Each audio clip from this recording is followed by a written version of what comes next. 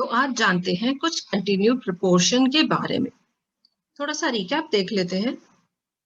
Ratio से start किया था हम लोगों ने। A:B अगर हम लिखते हैं रेशियो, तो इसकी वैल्यू कैलकुलेट करने के लिए A और B को डिवाइड कर दिया जाता है। तो जो क्वोशिएंट आता है K, वो कांस्टेंट माना जाता है और उसको कहते हैं द कांस्टेंट ऑफ प्रोपोर्शनैलिटी। अब ये प्रोपोर्शनैलिटी के लिए देख लेते हैं, ये कहाँ से आई थी टर्म। मान लीजिए ये दो रेशियोज इक्वल है, तो आप इक्वल है तो इस तरह से भी लिख सकते हैं, लेकिन क्योंकि ये रेशियो को डील करता है तो हम वैसे 4 डॉट्स भी लगा दिया करते हैं, तो it is better to use this notation. पर कहते वही हैं कि ए और बी का रेशियो सी और डी के रेशियो के इक्वल है। वैल्यू कैलकुलेट कैसे होगी? A upon B, this is equal to C upon D. हाँ, तो यहाँ पर ये इक्वल टू का ही साइन आएगा। ठीक है, तो ये दोनों जब रेशियोज इक्वल हैं, किसी एक नंबर के ही इक्वल होंगे के, और यही के कहलाएगा कांस्टेंट ऑफ प्रोपोर्शनैलिटी। अगर ये एक वैल्यू और भी किसी रेशियो की आ जाती है, मान लीजिए E अपॉन F की, तो इनका भी रेशियो इस गिवन रेशियो के इक्वल माना जाएगा।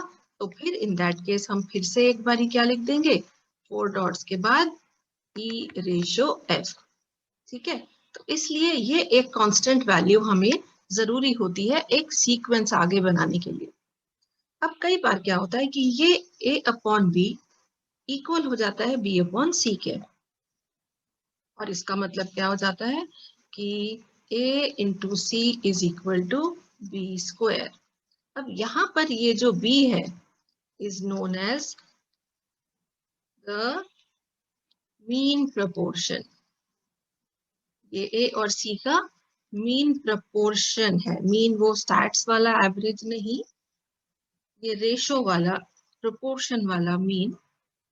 ठीक है, सो इस B को तो हम मीन प्रोपोर्शन कहते हैं। अब यहाँ पर देखिए, A अपॉन B मतलब A ratio B is the same as B ratio C।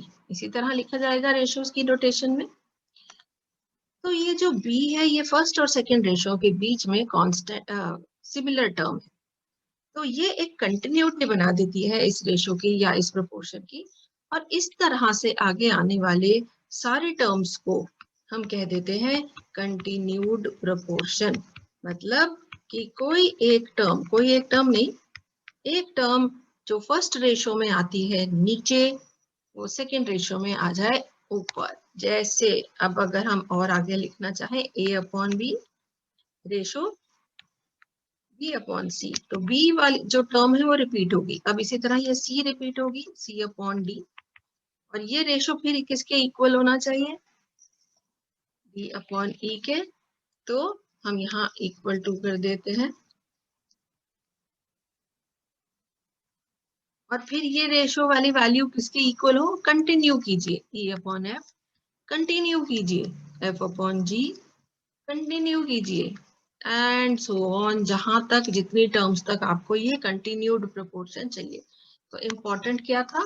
ये कंटिन्यू होना। ये वाली जो टर्म है ये बिल्कुल इसी तरह से जहां तक कंटिन्यू होती रहेगी, उतनी ही टर्म्स को हम कहेंगे they are in the continued proportion.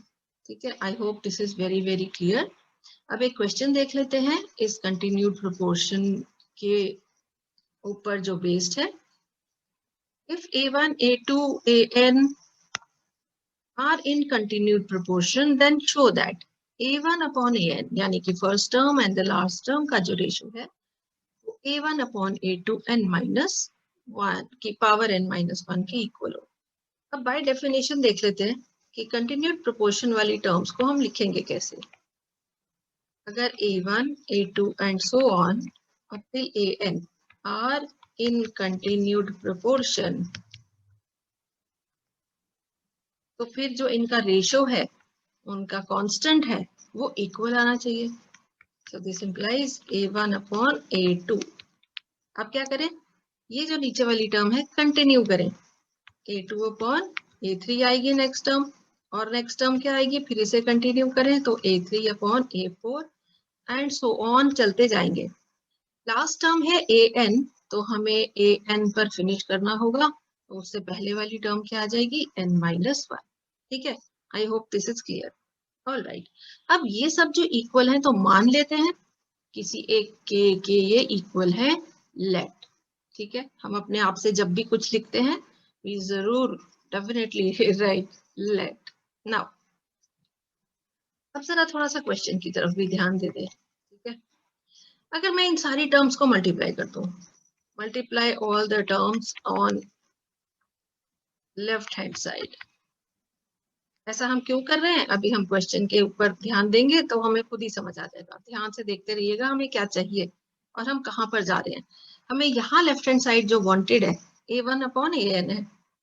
ठीक है, और जरा सा अगर आप इस स्टेप पर ध्यान देंगे कि मल्टीप्लाई करने से क्या होगा, तो a1/a2 multiplied by a2/a3 multiplied by a3/a4 multiplied by so on.